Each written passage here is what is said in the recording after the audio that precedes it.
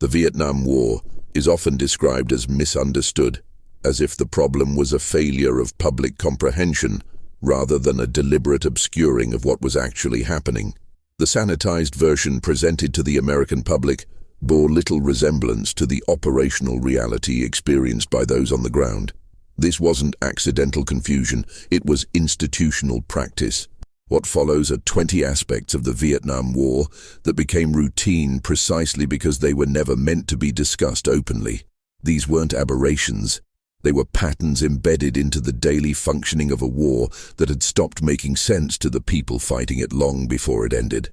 The body count system became the primary metric for measuring success in Vietnam, starting in 1965, under Secretary of Defense Robert McNamara's insistence on quantifiable data. Unlike previous conflicts where territorial gains or strategic positions determined progress, Vietnam introduced a war measured by death tallies. Every unit was expected to produce numbers. The pressure to generate impressive body counts created an environment where accuracy became irrelevant. Dead civilians were frequently counted as enemy combatants. Water buffalo, family pets, anyone in a free fire zone became part of the tally. The phrase, "if it's dead and Vietnamese, it's Viet Cong," circulated among infantry units as operating procedure. Field commanders inflated numbers before passing them up the chain. Battalion commanders inflated them further. By the time reports reached Saigon and then Washington, a firefight that killed 3 confirmed guerrillas might appear in official records as 30 enemy casualties. Officers knew the counts were fabricated. Soldiers knew. Intelligence analysts knew. The system continued anyway because it provided the appearance of winning a war that had no conventional measure of victory. Free fire zones were designated areas where commanders authorized soldiers to shoot anything that moved without prior identification or warning. These zones theoretically covered regions evacuated of civilians, but evacuation orders were often poorly communicated, ignored by rural populations with nowhere to go, or never issued at all. Entire villages remained inside free fire zones. Farmers working rice paddies, children playing near tree lines, the elderly unable to relocate. Once an area was declared a free fire zone, the rules of engagement dissolved. Pilots could strafe villages. Artillery batteries could fire without forward observers confirming targets. Infantry could open fire on farmers and classify them as combatants simply because they were present in the zone. The Mekong Delta contained vast stretches designated as free fire zones despite remaining populated. Pilots returning from missions with unused ordnance would dump bombs and rockets into these areas rather than land with armed payloads. No after-action reports required. No investigation into who died. The designation transformed murder into mission completion. Zippo raids involved American soldiers using cigarette lighters, specifically Zippo brand lighters, to burn down Vietnamese villages. The practice became so common that Zippo became a verb. Units would Zippo a village after taking sniper fire from the vicinity, or after discovering tunnels nearby, or after finding rice caches that might supply Viet Cong forces, or simply because the village existed in a contested area. Soldiers would move through the huts, lighting thatched roofs, while families watched from the tree line where they had been ordered to gather. The military rationale claimed this denied resources and shelter to enemy forces. The operational reality was collective punishment directed at rural populations caught between two sides. Villages burned during the day would be rebuilt at night. The same village might be burned multiple times across different months by different units unaware of each other's actions. No centralized record tracked how many villages were destroyed this way. Estimates suggest thousands. Soldiers carried Zippo lighters as standard personal items. The company sent free lighters to servicemen. Some were engraved with darkly humorous slogans. "We are the unwilling led by the unqualified doing the unnecessary for the ungrateful," or simply dates and locations. Burning villages became so mundane that men stopped discussing it. The Phoenix program was a CIA-coordinated effort to neutralize Viet Cong infrastructure through capture, interrogation, and assassination. Officially, it targeted cadre members, political officers, and logistical coordinators embedded in South Vietnamese society. In practice, it became an industrial-scale torture and murder operation with quotas. Provincial reconnaissance units, often composed of South Vietnamese forces advised by American CIA officers and Navy SEALs, would raid villages in the night, seize individuals identified by informants, and take them to interrogation centers. Torture was standard procedure. Waterboarding, electrical shocks, beatings, confinement in tiger cages barely large enough to crouch in. The program aimed to extract information about networks and identify additional targets. Suspects who provided no useful intelligence were often executed. Those who did provide information were also frequently executed to prevent them from returning to their communities. Between 1968 and 1972, the Phoenix program documented over 26,000 neutralizations, a term that included arrests, defections, and killings. At least 20,000 were assassinations. The numbers likely undercount actual deaths. Many operations went unreported. Corruption pervaded the system.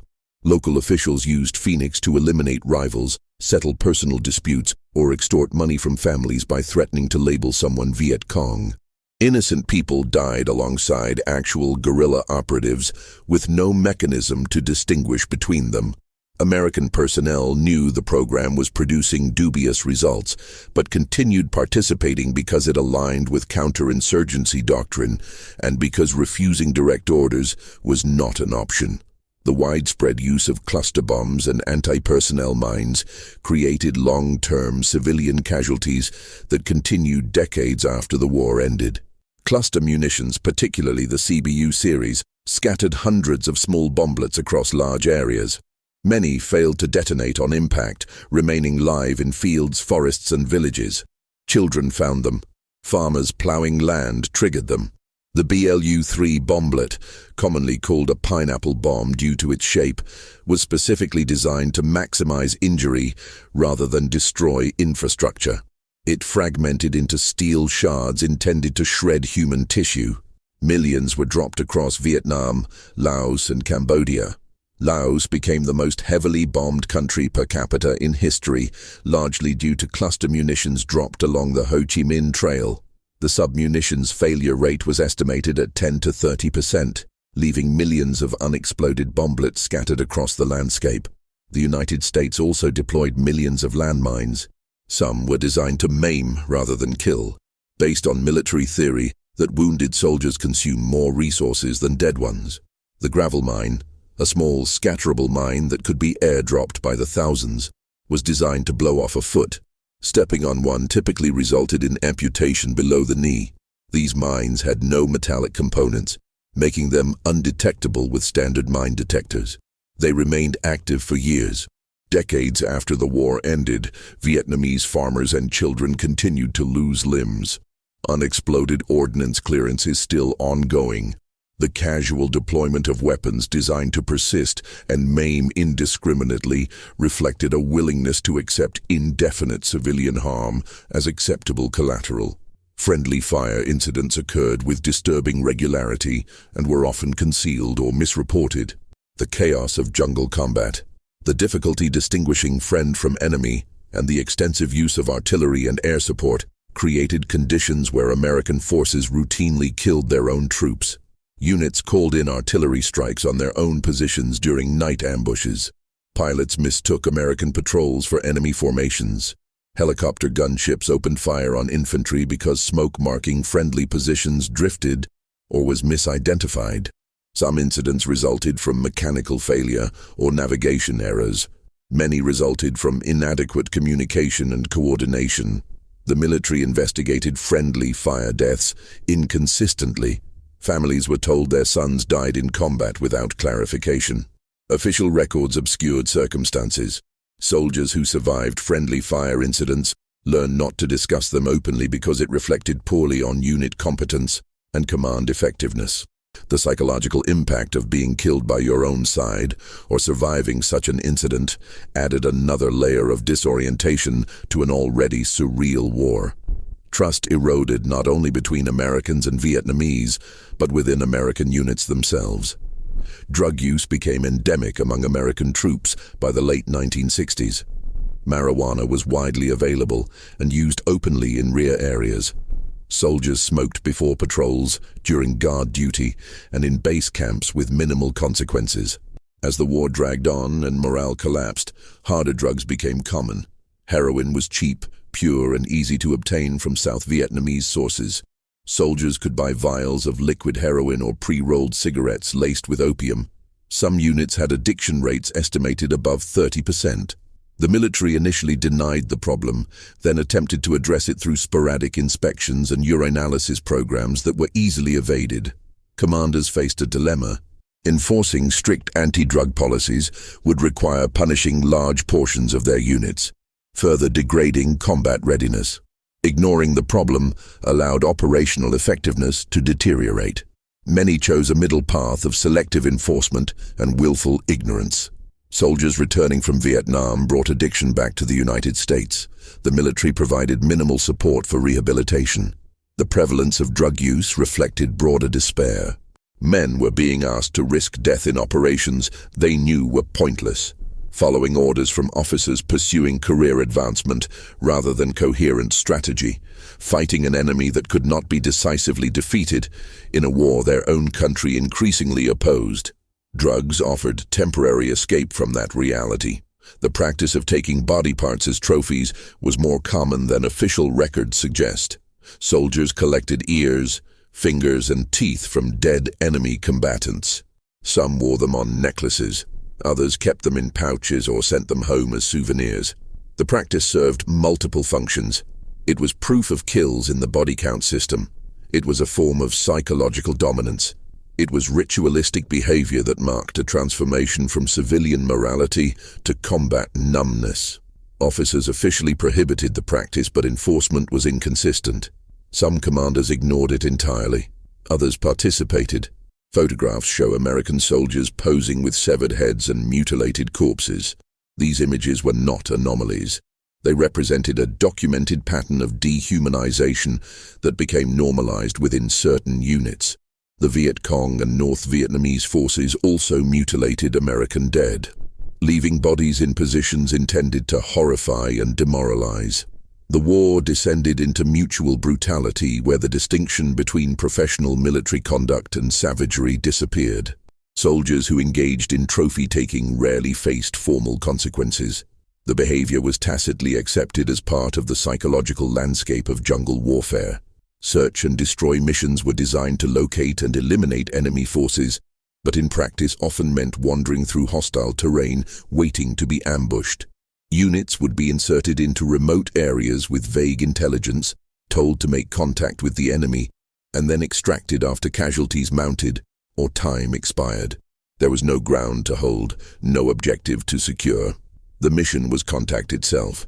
This created a perverse incentive structure where success meant finding the enemy, which usually meant taking casualties.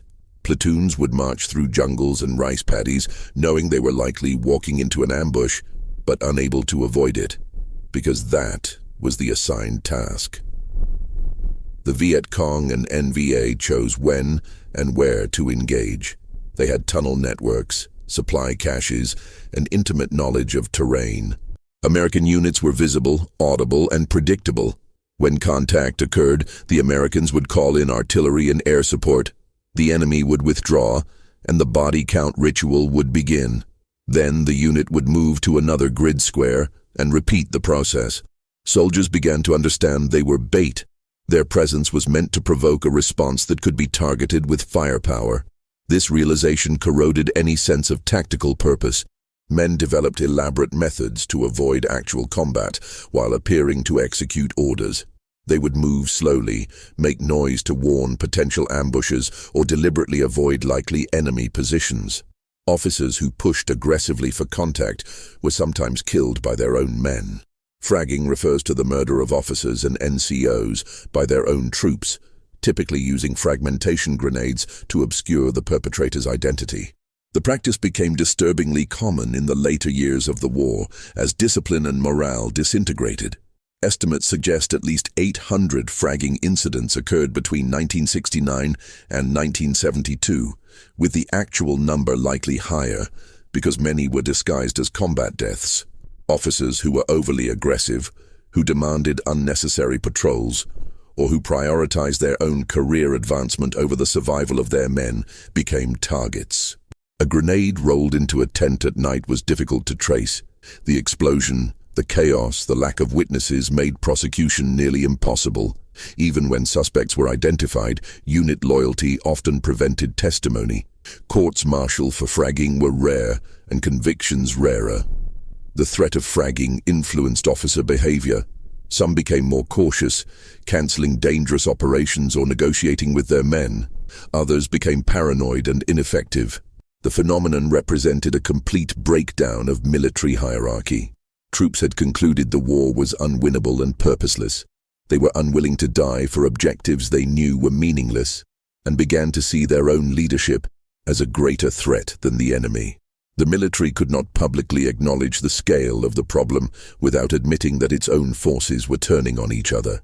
Racism within the military intensified as the war progressed and the civil rights movement gained momentum at home.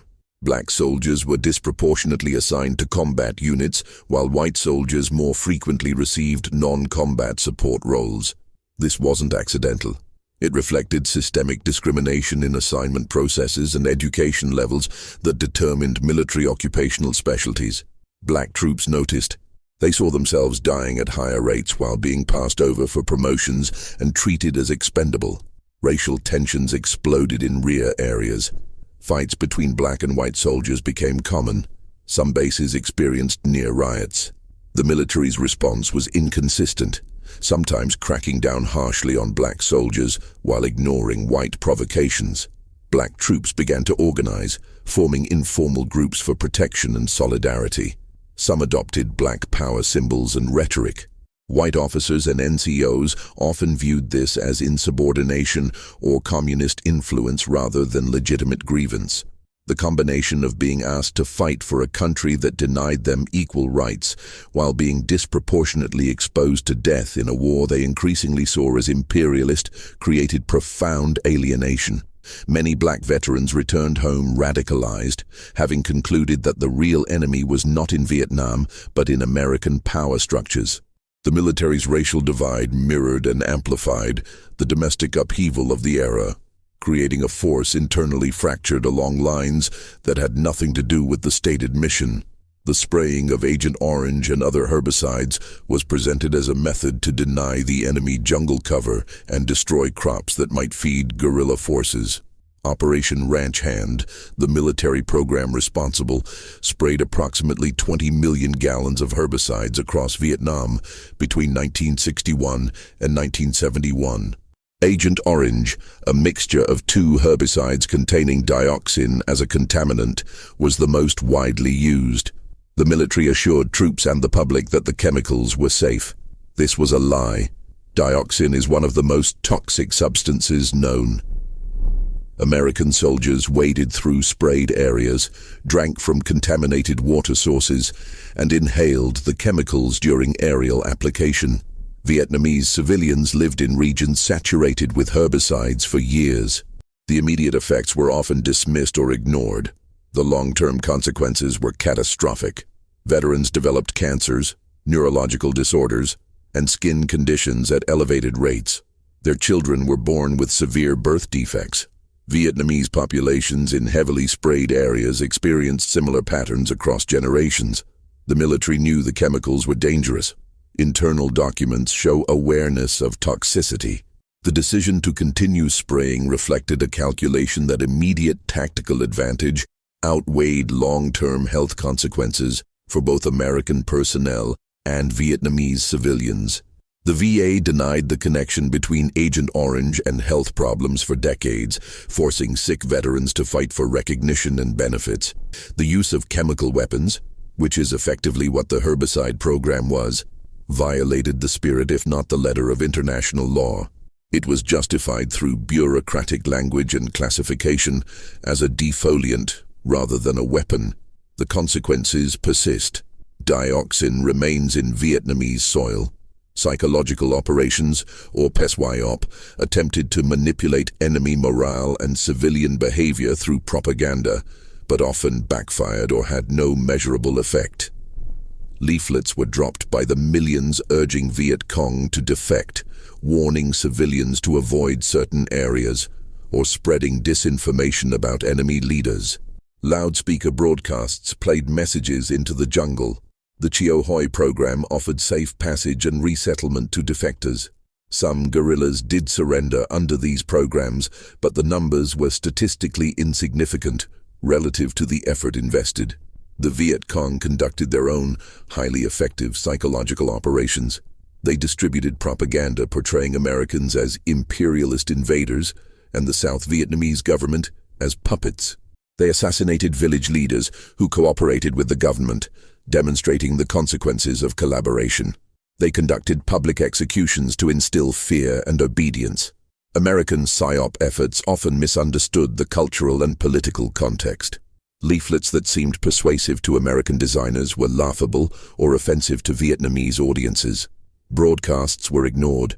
The programs continued because they provided employment for specialists and allowed commanders to report engagement in the battle for hearts and minds.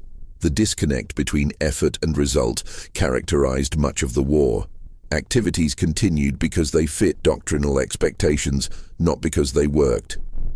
The use of tear gas, officially CS gas, blurred the line between riot control and chemical warfare. American forces deployed CS gas extensively in Vietnam to flush enemy soldiers from tunnels and bunkers. The gas caused intense burning of the eyes, skin, and respiratory system, temporarily incapacitating anyone exposed. While classified as a non-lethal riot control agent, CS gas in enclosed spaces or high concentrations could kill. Tunnels saturated with the gas became death traps. Civilians hiding in bunkers during firefights were forced out into the open, often directly into gunfire. The use of chemical agents in combat violated the Geneva Protocol, which the United States had signed but not ratified. The military argued that CS gas was a humane alternative to explosive or incendiary weapons. Critics noted that the distinction between chemical weapons and riot control agents was semantic when the operational use was identical. North Vietnam condemned the practice as chemical warfare and used it as propaganda. American troops used CS gas casually, treating it as another tool in the arsenal. The normalization of chemical agents in Vietnam established precedents that would complicate later arms control efforts. The willingness to employ substances banned in warfare between Western nations against an Asian population revealed assumptions about whose lives merited protection under international law. Medical evacuation capabilities in Vietnam were exceptional compared to previous wars, but this created its own disturbing dynamic. Helicopter medevacs could retrieve wounded soldiers from the battlefield within minutes and transport them to field hospitals with surgical facilities. The speed of evacuation meant soldiers survived wounds that would have been fatal in earlier conflicts. Survival rates for wounded troops were the highest in American military history. This sounds positive until you consider what it meant. Men survived catastrophic injuries, multiple amputations, severe burns, traumatic brain damage. They returned home alive but shattered, requiring lifelong care that the VA was unprepared and unwilling to provide adequately. The ability to save lives also meant commanders could be more aggressive with troop deployments, knowing that casualties could be evacuated quickly. The acceptable risk calculus shifted. Operations that would have been deemed too dangerous in previous wars became routine because the medical safety net existed. The helicopters themselves became targets. Medevac crews flew unarmed missions into active combat zones, relying on Red Cross markings for protection. The Viet Cong often ignored these markings and shot at medevac helicopters anyway. Crews experienced some of the highest casualty rates in the war. The pilots and medics who saved thousands of lives were themselves killed at alarming rates, a contradiction that encapsulated the war's moral incoherence. The tiger cages of Con Son Island represented the systematic torture and abuse of political prisoners by the South Vietnamese government with full American knowledge and material support. These were small concrete cells, 5 feet by 9 feet, with barred tops that exposed prisoners to the elements. Inmates were shackled to the floor. Guards poured lime powder on them, causing chemical burns. Food and water were minimal.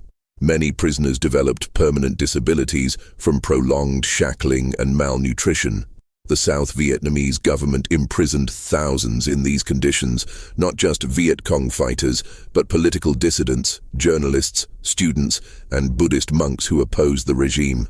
American advisors visited Con Son. They saw the conditions. Reports were written. Nothing changed. The tiger cages remained operational throughout the war because the South Vietnamese government was an ally, and because acknowledging the torture would undermine the narrative that America was defending freedom and democracy. When journalists finally exposed the tiger cages in 1970, the initial response was denial, followed by promises of reform that were never implemented. The prisoners remained. The torture continued. American aid continued. The existence of the tiger cages revealed what the war was actually defending: not democracy or human rights, but a client state willing to employ any level of brutality to maintain power, funded and supported by the United States. Harassment and interdiction fire, often called H&I fire, involved artillery batteries firing into empty grid squares at random intervals throughout the night. The theory was that random fire might hit enemy forces moving through the area, or at least disrupt their operations. In practice, it meant firing hundreds of thousands of artillery rounds into the jungle and countryside with no specific targets, no observation of impact, and no way to assess results. Farmers sleeping in their homes, water buffalo in fields, anyone in the impact zone. The shells fell throughout the night, every night, across vast areas. No one knew if they hit anything. No one checked. It was institutional random violence. Artillery crews needed to maintain proficiency and justify their presence. Firing H&I missions accomplished both. Commanders could report artillery support provided, rounds expended, coverage of suspected enemy areas. The fact that it was essentially firing blindly into the dark at nothing in particular was irrelevant. The noise alone terrorized rural populations. The unexploded shells added to the ordnance contamination of the countryside. H&I fire consumed enormous quantities of ammunition and achieved nothing measurable, but it continued for years because it fit the operational template. The practice of measuring progress through Hamlet evaluation system scores created another layer of fictional reporting. The HAS was supposed to assess pacification efforts by rating hamlets on security, political development, and economic activity. Advisors in each district would file monthly reports scoring villages on various metrics. The data would be compiled into charts and graphs showing progress. The problem was that the advisors had every incentive to inflate scores and little ability to accurately assess conditions. A village might be rated secure because government forces controlled it during the day, ignoring that the Viet Cong controlled it at night. Political development might be marked as progressing because elections were held, ignoring that candidates were vetted by the government and turnout was coerced. Economic activity might be recorded as improving based on optimistic projections rather than actual observation. The system generated statistics that pleased commanders and politicians. It provided quantitative evidence of success. It bore minimal connection to reality. Villages rated as pacified would experience attacks. Areas marked secure would require military operations months later. The HES scores were useful for briefings and reports to Washington. They were useless for understanding what was actually happening. The disconnect between metrics and reality defined the war at every level. The collapse of the South Vietnamese army during the final offensive in 1975 revealed what everyone had known but refused to acknowledge. Despite years of training, billions in equipment, and the sacrifice of over 58,000 American lives, the ARVN could not sustain itself. When North Vietnamese forces began their final push in March 1975, the South Vietnamese military disintegrated within weeks. Units abandoned positions without fighting. Soldiers deserted en masse. Officers fled. The equipment provided by the United States was left behind or fell into enemy hands with barely a shot fired. This was not a surprise. The ARVN had always been limited by corruption, poor leadership, and lack of popular support. American advisors had known this throughout the war. Reports documented the problems. The institution continued to pretend that with enough aid and training, the South Vietnamese could defend themselves. They could not. The speed of the collapse demonstrated that nothing had been built that could stand on its own. The entire structure had been propped up by American support, and when that support ended, it folded immediately. The war had been unwinnable not because of insufficient effort or resources, but because the fundamental premise was flawed. A government without legitimacy, an army without motivation, a cause without popular backing. The ending was visible from the beginning for anyone willing to see it. The evacuation of Saigon in April 1975 became a chaotic scramble as Americans and select South Vietnamese fled the collapsing city. Helicopters lifted off from the embassy roof in a continuous stream. People clung to the skids. Some fell. The images were broadcast worldwide. Thousands of South Vietnamese who had worked with Americans, who had been promised protection, were left behind. The United States evacuated roughly 7,000 people in the final days. Hundreds of thousands more who had collaborated with the American effort remained, facing uncertain fates under the incoming communist government. Many were sent to re-education camps. Some were imprisoned for years. The chaotic withdrawal encapsulated the entire war. Promises made and broken, efforts that dissolved into panic, consequences for others while Americans escaped. The helicopter lifting off the embassy roof became the defining image, not of a military defeat in battle, but of an abandonment, a recognition that everything invested had led nowhere, and the only option left was to leave as quickly as possible. The war did not end with a clear conclusion or final battle. It ended with departure and denial, with people falling from aircraft, with documents burned, with allies abandoned, with years of effort revealed as futile. The fighting stopped, but the consequences continued. The POW issue became politicized immediately and remains contentious. American prisoners held by North Vietnam endured years of captivity under harsh conditions. Torture was common. Isolation, interrogation, physical abuse. When they returned in 1973 during Operation Homecoming, they were treated as heroes, and many were, having survived extraordinary hardship. But the narrative that developed around POWs also served political purposes.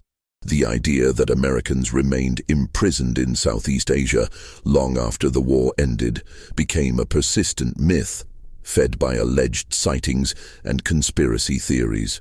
No credible evidence ever substantiated these claims, but they provided a framework for continued resentment and a justification for ongoing hostility toward Vietnam. The focus on POWs allowed politicians to avoid discussing the broader questions of why the war was fought, what it accomplished, and what the American presence had done to the region. The suffering of American POWs was real and significant.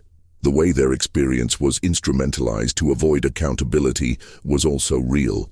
The same pattern appeared throughout the war. Genuine suffering used to obscure systemic failures. The boat people crisis that followed the war's end resulted directly from decisions made during it.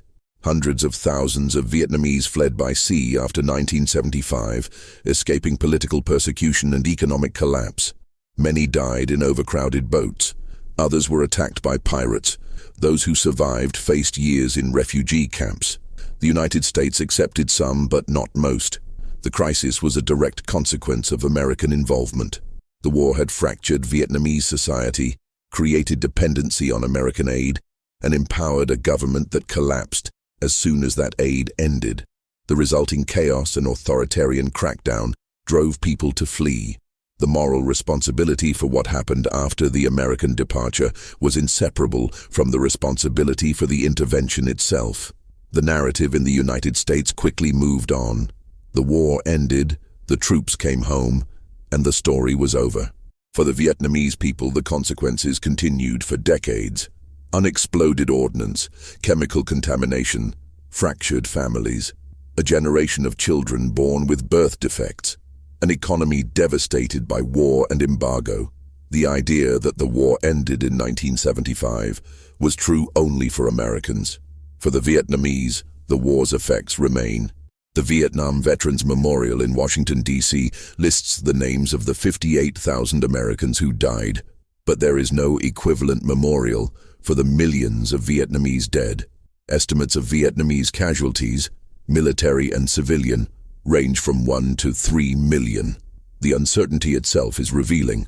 No one knows precisely because no one counted with care. The body count system that obsessed over enemy dead during the war never translated into accurate casualty records. The dead were Vietnamese, and Vietnamese lives were not counted with the same attention as American lives. This was true during the war and remained true after. The memorial wall in Washington represents genuine grief for American loss. The absence of comparable acknowledgement for Vietnamese loss represents a continuation of the dehumanization that enabled the war's conduct. The practice of remembering some deaths while forgetting others, of mourning selectively based on nationality, reflects the same logic that allowed free fire zones and civilian casualties to be accepted as routine.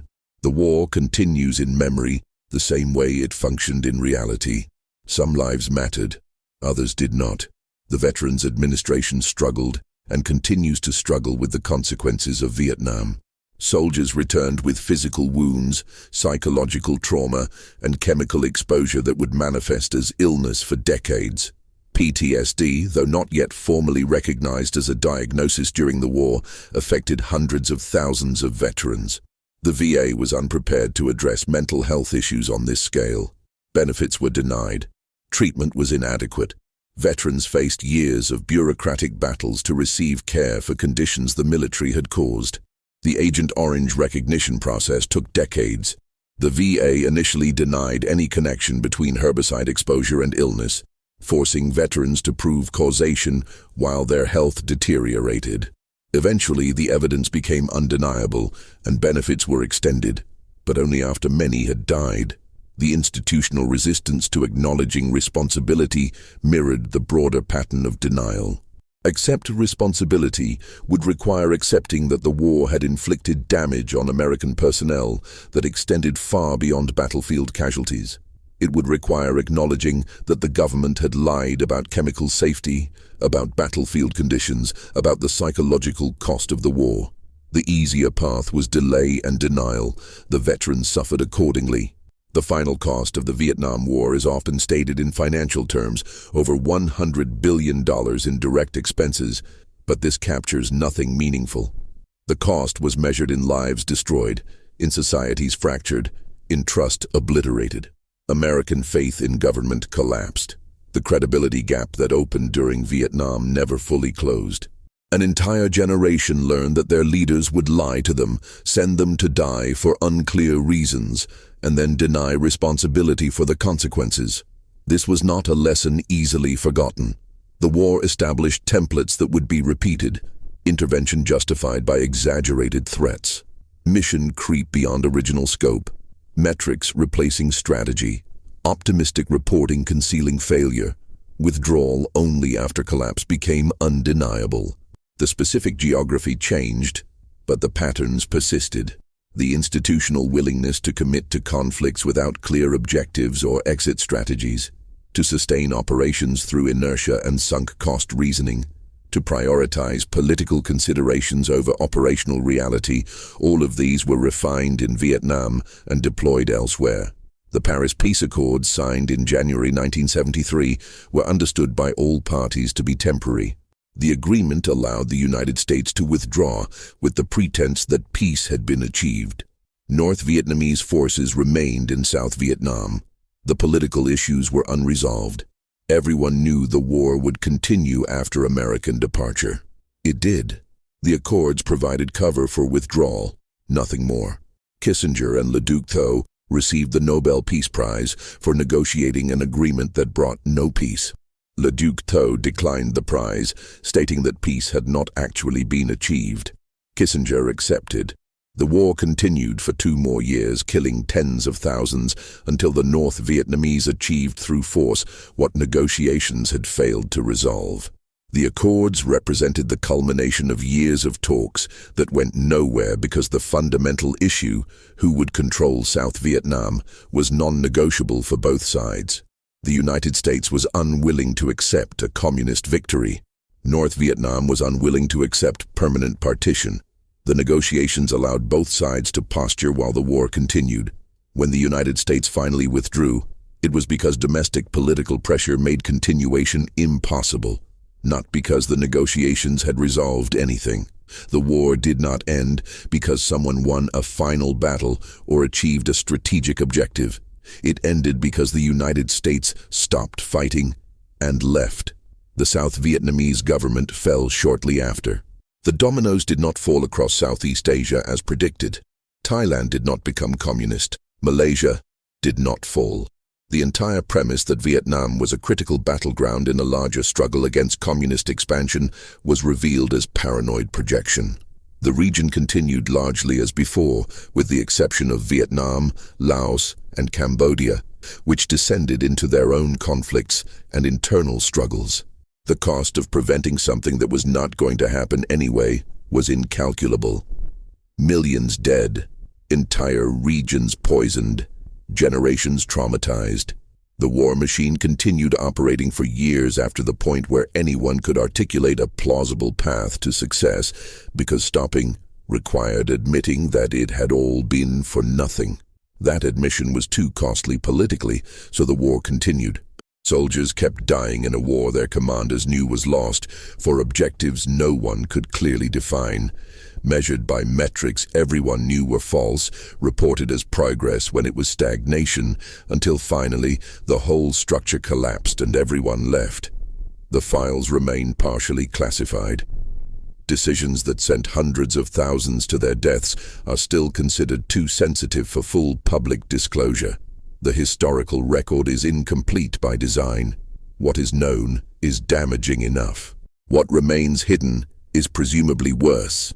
The war ended over 40 years ago, but the institutional reflex to conceal persists. This is not unique to Vietnam, it is standard practice. The gap between what happened and what is officially acknowledged defines the relationship between governments and the people they send to war. Vietnam made this gap visible in ways that embarrassed the institution. The response was not greater transparency, but more sophisticated public relations. The lesson learned was not to avoid unwinnable wars, but to manage the narrative more effectively. Embed journalists with units. Control imagery. Emphasize precision strikes. Rebrand operations with focus-grouped language. The fundamental dishonesty continued, refined by the experience of failure. American troops began withdrawing in 1969 under Vietnamization, the policy of transferring combat responsibility to South Vietnamese forces while reducing American presence. This was not based on ARVN readiness. It was based on domestic political pressure. Nixon needed to reduce American casualties to sustain political viability. The withdrawal proceeded regardless of conditions on the ground. Units left. Bases closed, advisory roles replaced direct combat. The South Vietnamese were told they were ready. They were not. The policy was designed to create distance between the inevitable collapse and American responsibility for it.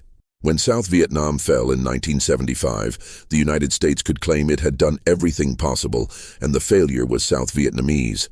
This was technically true only in the narrow sense that the ARVN was indeed incapable. It ignored that the United States had created the dependency, structured the government, armed the forces, and then withdrawn support knowing what would follow. Vietnamization was managed abandonment, a policy designed to facilitate withdrawal while shifting blame. Combat operations continued at full intensity during the withdrawal period. Soldiers were still dying in firefights and ambushes while their units prepared to redeploy. The absurdity of being killed in the final months of American involvement, after the decision to leave had been made, after everyone understood the war was ending, was not lost on the troops. Entire units refused orders. Combat avoidance became widespread. Men would not patrol areas they knew were dangerous when they were scheduled to leave in weeks. Officers who pushed too hard faced threats or worse. The final years saw the lowest morale and highest indiscipline. Soldiers correctly assessed that dying in a war already lost was pointless. The institution could not acknowledge this because it would require admitting the war had been pointless all along. Orders continued. Patrols continued. Men died.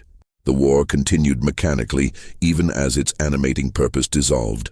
On April 30, 1975, North Vietnamese tanks rolled into Saigon, and the war ended. The government surrendered. The flag came down. American personnel were gone.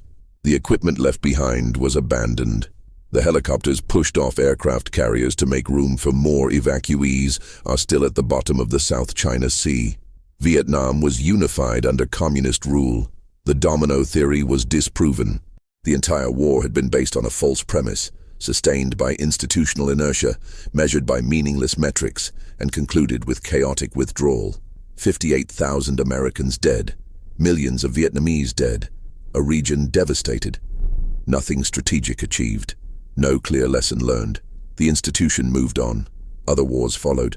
Different locations, similar patterns.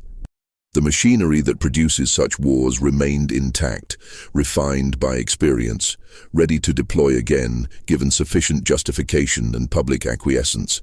The distance between official purpose and operational reality, between what is said and what is done, between the sanitized version and the lived experience, this gap that defined Vietnam persists. It was not unique to that war, it was simply more visible. The practices that became routine in Vietnam were not aberrations. They were the standard operating procedure of an institution committed to continuation regardless of purpose or outcome.